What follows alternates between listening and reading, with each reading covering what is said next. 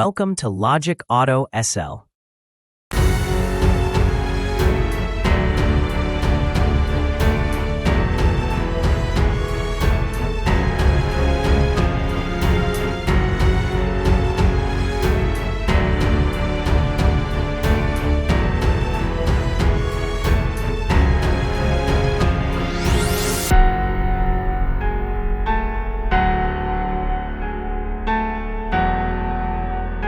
Logic auto SL එක එකතු වෙන හැමෝම ආයිබෝන් කියලා පිළිගන්නවා.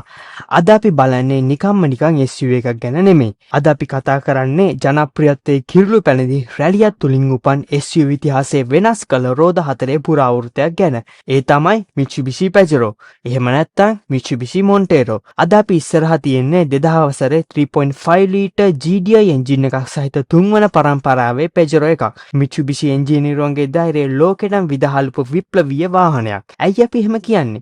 තව ටිකකින් අපි ඒ ගැන කියන්නම්. ඒ ඊට කලින් මේ විශ්මිත රැලි චැම්පියන්ගේ ඉතිහාසයේ මුල් පිටු පෙරලලා බලමු. Pajero ෆස්ට් ජෙනරේෂන් එක පටන් ගන්නේ 1982 දී. මුල් කාලේ මේක ආවේ කෙටි වීල් බේස් එකක් එනම් ෂෝට් වීල් බේස් 2 ඩෝ මාදිලියක් විදිහට. ඊට පස්සේ මේක දිගු වීල් බේස් එකක් සහිත එනම් ලොන් වීල් බේස් 4 ඩෝ මාදිලියක් ලෙසත් පැමිණුණා. මේක නිර්මාණය වෙලා තිබුණේ එකල සෑම SUV එකක්ම වගේ යූස් කරපු ලැඩර් ෆ්‍රේම් චැසියක් උඩ. ඒ නිසා මේක බොහෝ විට ඕෆ්රෝඩ් අවශ්‍යතා වෙනුවෙන්ම නිෂ්පාදනය වෙලා තිබුණා. Pajero කියන්නේ 1983 දී ඩකාර් රැලි චැම්පියන්ෂිප් එකේ පළවෙනි වතාවට ජයග්‍රහණය කළ වාහනයක්. ඒ ජයග්‍රහණය නිසා Pajero එක ලෝකයේ ඕෆ්රෝඩ් රජු බවට පත් වුණා. මෙහි පළවෙනි පරම්පරාව ලංකාවේ ජනප්‍රිය වුණේ Pajero MK1. එහෙම නැත්නම් අපි හැමෝම දන්න පළාත් සභා මොඩල් එක නමින්. වසර 1991 දී Mitsubishi සමාගම විසින් මෙහි දෙවෙනි පරම්පරාව නිපදවුවා. මේ Pajero එක හුදෙක්ම හැඩය වෙනස් කිරීමක් නොවේ. මේක තමයි Pajero ඉතිහාසයේ සිදු ශ්‍රේෂ්ඨතම තාක්ෂණික වෙනස. ඒ තමයි Super Select 4 wheel පද්ධතිය.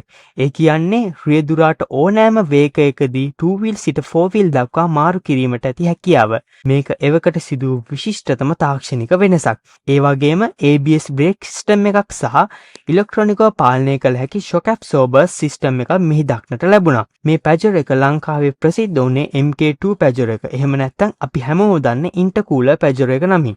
අපි දැන් නැවතත් third generation Pajero එක වෙතට හැරෙමු. මං ඔයාලට කලින් කිව්වා නේද මේක විප්ලවීය වෙනසක් ඇති කරපු වාහනයක් කියලා. ඇයි දන්නවද මං එහෙම කිව්වේ?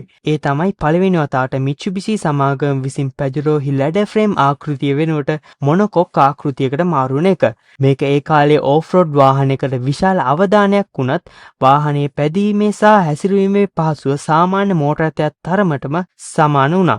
ලංකාවට මේ වාහනේ පෙට්‍රල් සහ ඩීසල් යන ආදී එන්ජින් ගණනාවක් යටතේ වාහන පැමිණෙනවා. අද අපි කතා කරන වාහනේ තියෙන්නේ 3.5 ලීටර් GDI තාක්ෂණයෙන් යුතු පෙට්‍රල් එන්ජින් එකක්. මම මේකේ කලින් කිව්වා වගේම Super Select තාක්ෂණය ඩංගු වී තියෙනවා. මේ එන්ජින් එකෙන් හෝස් පවර් 205ක පව එකක් වගේම නිව්ටන් මීටර් 313ක ටෝක් එකක් ගන්න පුළුවන් RPM එක 5000 දී.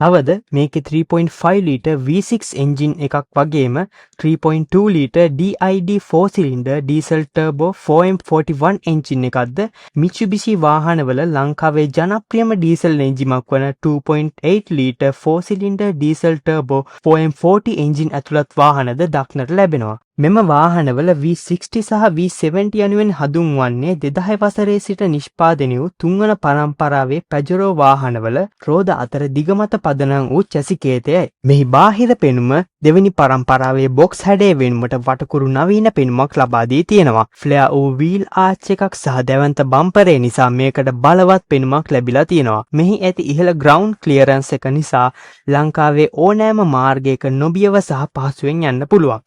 ඒ වගේම මෙහි ලබා දී තිබෙන පසුපස ස්පෙයා වීල් එක නිසා ඉතාමත් ගාම්භීර සහ ප්‍රතාපවත් පෙනුමක් මේ වාහනයට ලබා දී තියෙනවා. මෙහි අභ්‍යන්තර පෙනුම සැලසුම් කරලා තියෙන්නේ සුව පහසුව සහ ඉඩකඩට ප්‍රමුඛතාවය ලබා දෙමින්. මෙය 7 දෙනෙක් යාම සඳහා සාදා තිබෙන නමුත් third row එකේ ළමුන් 2 දෙනෙක් යාම සඳහා වඩා ප්‍රමාණවත් වෙනවා. අවශ්‍ය නැත්නම් ඒ බිමට හකුලුවා බඩු භාණ්ඩ රැගෙන යාමට විශාල ඉඩකඩක් ලබා ගැනීමට පුළුවන්. ඔබ මේ වාහනේ මිලදී ගන්නවා නම් හෝ ලංකාවෙතුලදී පාවිච්චි කරනවා නම් දැනගත යුතු කරුණු කීපයක්ම තියෙනවා. පළවෙනි කාරණේ තමයි මෙහි එන GDI එන්ජිම. ඇත්තටම කිව්වොත් මේ GDI එන්ජිම කියන්නේ තාක්ෂණික අතින් ගත්තොත් ඉතාමත් හොඳ එන්ජින් එකක්. නමුත් ලංකාවේ තියෙන ඇතැම් තෙල්වල ගුණාත්මක භාවයේ ගැටලු හේතුවෙන් මෙම එන්ජින් එකේ කාබන් තැන්පත් වීමේ ගැටලුවක් ඇති වෙන්න පුළුවන්. අනිත් කාරණේ තමයි මෙම එන්ජින් නඩත්තුව සඳහා මේ සඳහාම විශේෂ දැනුමක් ඇති කාර්මිකයෙක් අත්‍යවශ්‍ය වෙනවා. අවසන් කාරණේ තමයි 3.5 ලීටර් එන්ජිමක් මෙහි තියෙන නිසා ඉන්ධන පරිභෝජනයේ අතින් ලීටරයට කිලෝමීටර් 5ක් හෝ 7ක් වැනි කුඩා ප්‍රමාණයක් කරන එක. නමුත් සැබවින්ම මිත්සුබිසි පැජරෝ යනු උදෙක්සිය ඉතිහාසයේ ශ්‍රේෂ්ඨත්වය සහ අභිමානය අදටත් රැකගෙන ඉතාමත් ප්‍රෞಢත්වයෙන් සහ අභිමානයෙන් මාර්ගයේ ගමන් ගන්නා වාහනයක්.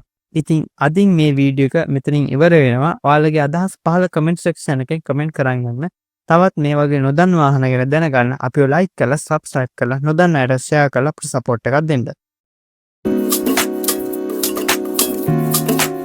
Thanks for watching and subscribe my channel.